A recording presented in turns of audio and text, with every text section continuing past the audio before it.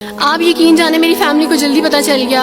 ایک رات میرے بابا نے وارث ماموں کو گھر بلایا اور ان سے کہا کہ ہم چاند کی شادی کرنا چاہتے ہیں, آپ اس سے پوچھ دیں کہ اگر کسی کو پسند کرتے ہو تو ہم اس کی شادی اس سے کر دیں, ہم جو ہے نا وہ اس کی مرضی کے خلاف نہیں جائیں گے. تو میں نے ان سے کہا کہ آپ ایسا نہیں کر پائیں گے. انہوں نے کہا کہ نہیں ہم کر سکتے ہیں. مجھے یہ تھا کہ مجھے پچھتاوا نہ رہے کہ میں نے شاید اس دن پاپا سے بات کرتی تو پاپا مان جاتے. تو میں نے ان سے کہا کہ پاپا میں ایک مسلمان مرد سے شادی کروں گی, آپ ایسا میرے لیے کر سکتے ہیں؟ اگر آپ کسی مسلمان سے میری شادی کریں گے تو ٹھیک ہے, میں شادی کرنے کے لیے تیار ہوں. میرے گھر میں ایک سناٹا چھا گیا اور اس خاموشی کے بعد جو ہے یعنی سب فیملی والے رونے شروع ہو گئے. انہوں نے کہا کہ آپ اپنے مذہب میں واپس آ جاؤ. لیکن یہ ہے کہ میں دین اسلام قبول کر چکی تھی.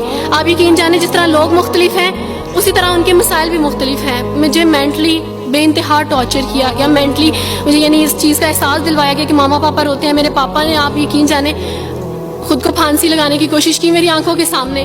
میری ماما نے خود پہ پیٹرول ڈال دیا اور خود کو جلانے کی کوشش کی میری آنکھوں کے سامنے. اور میں اپنے روم میں بیٹھی یہ کہتی تھی کہ اللہ اگر میں حق پہ ہوں نا تو میری فیملی کو کچھ نہیں ہونا چاہیے. پھر بہرحال مجھے میری فیملی سے نکال دیا گیا یہ اس ڈر سے کہ میری وجہ سے دوسرے بہن بھائی بھی اس راہ پہ نہ چلے جائیں. اور وارث ماموں کو بلا کے مجھے گھر بھیج دیا گیا, ان کے گھر بھیج دیا گیا. جب میں گھر سے آ رہی تھی تو وارث ماموں نے کہا کہ بیٹی اگر آپ کا کوئی سامان ہے تو آپ لے لیں. تو میں نے ان سے کہا کہ اس گھر سے صرف ایک ہی چیز میرے ساتھ جا رہی ہے اور وہ ہے میرا نام جو ماما پاپا نے مجھے دیا تھا. میں چاند رات میں پیدا ہوئی تھی اس لیے انہوں نے میرا نام چندہ رکھا تھا, بس وہ نام لے کے آئی. آپ یقین کریں ہمیں کہا جاتا ہے جبرن اسلام قبول کیا جاتا ہے. اسلام قبول کرنے کے بعد وہ جبر کیا جاتا ہے کہ آپ سوچ بھی نہیں سکتے. آپ کو اپنے ماں باپ سے ہی ملنے نہیں دیا جاتا, آپ کو اپنے ہی چھوٹے بہن بھائیوں کے پاس نہیں جانے دیا جاتا. آپ میں ہاسپٹل میں تھی ڈیلیوری کے ٹائم.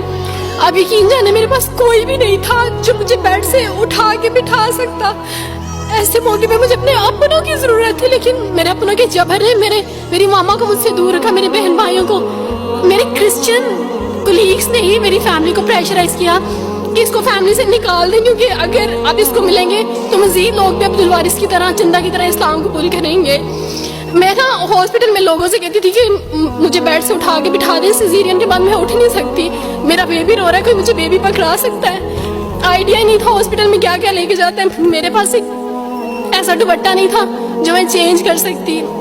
ایسے موقعوں پہ آپ یقین جانے آزمائش اور جبر اسلام قبول کرنے کے بعد ملتا ہے.